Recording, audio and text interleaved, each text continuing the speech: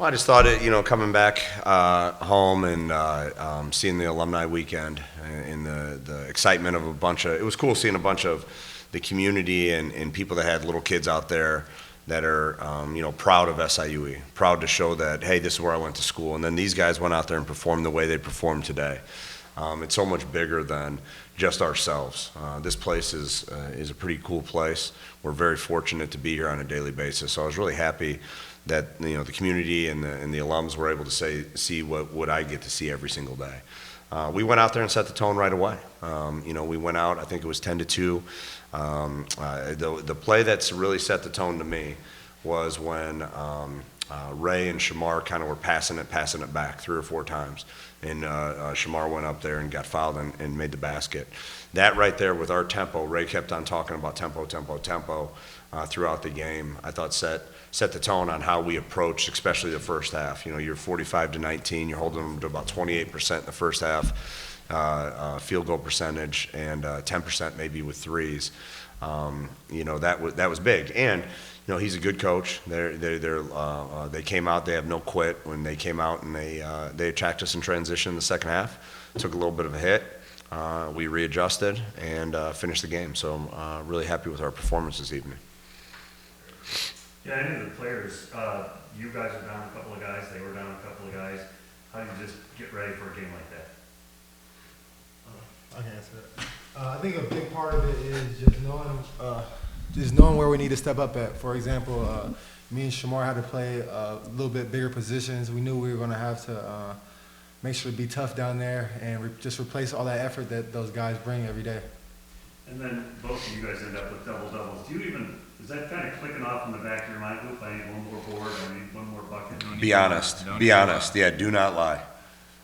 Coach tried to sub me out at the end of the game. I had 9 rebounds.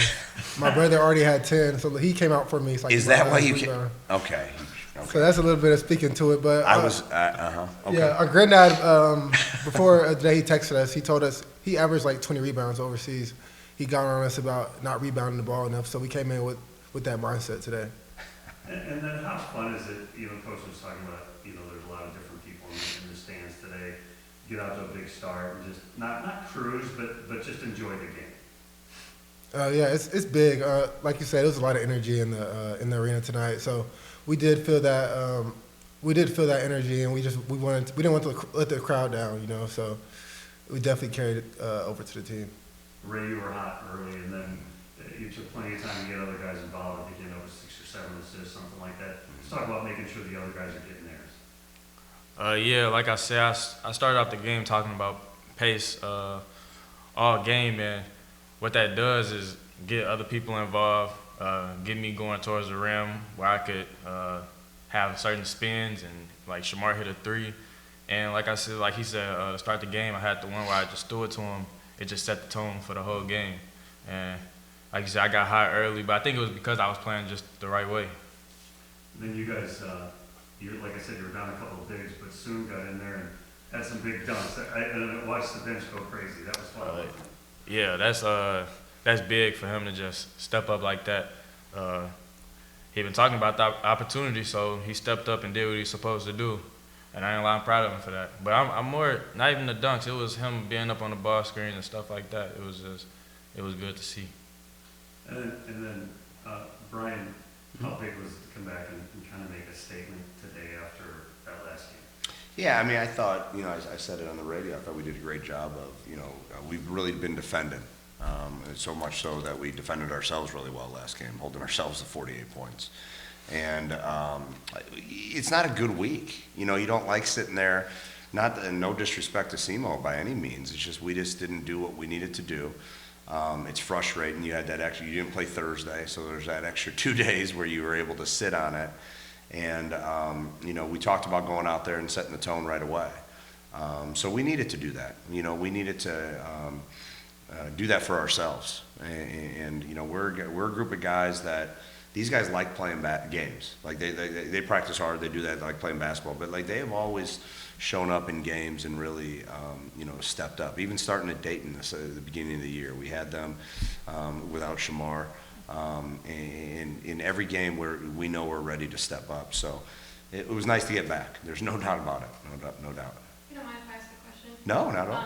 Like, what is like one thing that you've seen with, what is like the biggest mistake you've seen your players make? Just like in general, doesn't have to be this game really. In life, should I really start giving some dirt out here? I think one of the things that we have, all right, one of the mistakes that, and I'm going to be, this is like interview 101, right? I think that one of our biggest strengths is a mistake that we make at times. Like all three of these guys can go make a play. Polo Minor can go make a play. We have guys that can go get baskets. We have guys that can make a tough shot, make a big play. We have guys that can make a steal. With that is not a solid, like you want to be a little bit more fundamental. So sometimes we go that direction a little bit, not because of selfishness, but just because of an ability that they have that they want it so badly. So that's one of the things that we got to continue to tighten up. But I'd rather have that. I'd rather have you can, it's hard to light the fire. You can turn on the flame a little bit more than that.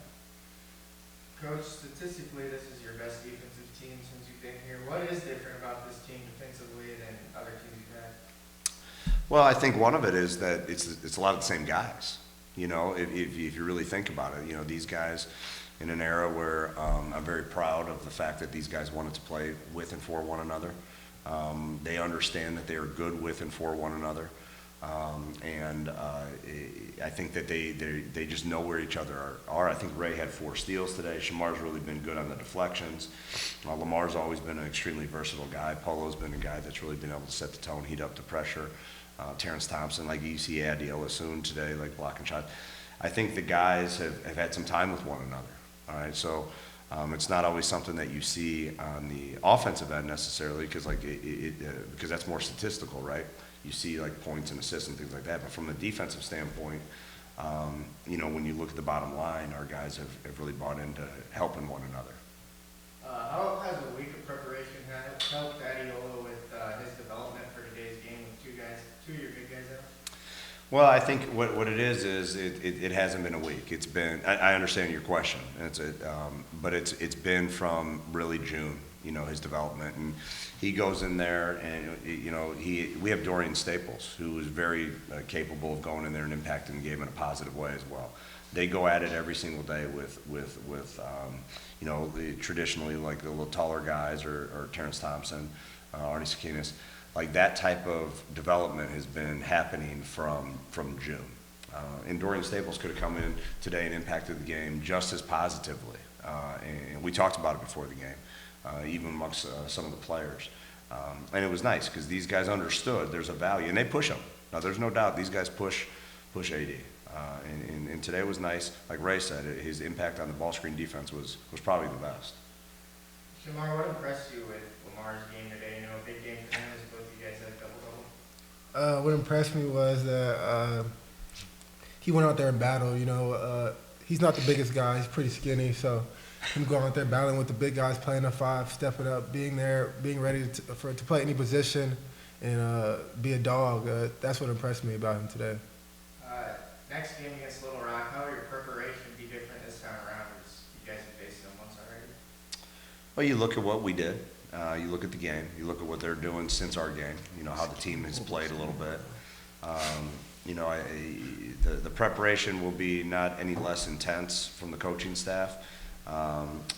These guys, as the season goes on with some injuries, some fatigue, and things like that, will be the difference will be maybe a little bit. Time spent in different areas, like whether it's film or walkthrough, stuff like that. But we're going to prepare, and we're going to be ready to roll. There's no doubt about that, and we'll see what they did these last few weeks since we played them last. Going off of that, how would with conference and stuff coming up, how are you guys working as a team to prepare for that? I think a lot of these guys watched. They know Thursday and Saturday their games. So like on Thursday, these guys, I came in and several of the guys had already talked to me about the Tennessee Tech Eastern Illinois game. They look at the standings. So I think, as conference continues to develop, when it matters, I don't have to kind of poke or prod in any way, even though I still do because it's in my nature. But they know the importance of every game, in my opinion. That's the read I have as their coach. Talk about Desmond's improvement and his big role on this team. Yeah. I'll step in on this one. We always know what Desmond's capable of. It's just the fact of, I think that this year he's just coming out there and he's just doing it. He's always been a big guy for us defensively, you know, impacting the game defensively, but now he's starting to put it together more on the offensive end, and it's beautiful to see, honestly. I thought that dunk, he had no chance of getting there, and he got there. He's going to find a way to get a dunk every game. He always gonna do that. Yeah, that was a big part. Like, I think they cut it to 18. It was kind of like we were kind of stagnant right there. That's a big part. He wasn't even like, he had a headache this morning. You even look at it, even like last year when we hit a little bit of rut, Des was out for a little bit. All right, his value on this team is, again, not one of those statistical things sometimes. It's nice to see it statistically, really ever since the Little Rock game is when he's really done statistically some stuff. Brian, a lot of coaches are dressing down these days, and you guys continue to dress up, and then we've got the coaches in the suits and sneakers Yeah. today. Big stinking issue. Just talk about that a little bit. Yeah, it's it's funny. I talked to these guys about it. There's a reason I do it. The reason I do it is because we had a few years ago, obviously with COVID, it was just chaos, right? It was chaos. We had the 19 games in 42 days. With the next year, it happened essentially to us again. There was so little normalcy in SIUE's basketball program, and these guys battled to show up every single day. I mean, we talk about it, and they kept on giving us an opportunity to play. Gave the university a chance to still be involved in the OVC, and the OVC to still have the membership and all that kind of stuff. It goes way beyond just the playing of the games. And when we finally had a chance to kind of get back to normal, like I just wanted to, me on a personal level, I just think it's something that you put on I don't wear a suit every day, right? I get to go wear sweatpants every day and coach basketball, but on game day it's a little different approach. And that's just kind of with me mentally, and they probably think it's silly or whatever, but I've shared that with them. So that's a little bit of our approach. I like the fact that it's noticeable with the sneakers on, the suits and sneakers. We talked about it before shoot-around today, after shoot-around today. Unfortunately, I lost my dad to lung cancer. That's why I wear this ribbon. I lost my mom to a year ago, colon cancer. I'm fortunate because I have, every single game I wear, I have their memories in my every game, and I share that with them. I talk about it. I think it gives me a sense of strength and comfort. I think it allows other people to understand that it's so much further and longer and bigger than basketball with what these guys are sacrificing. I like the names on the back of their jerseys because that doesn't represent Rayshon Taylor. That represents his family. All right? His actually represents Lamar.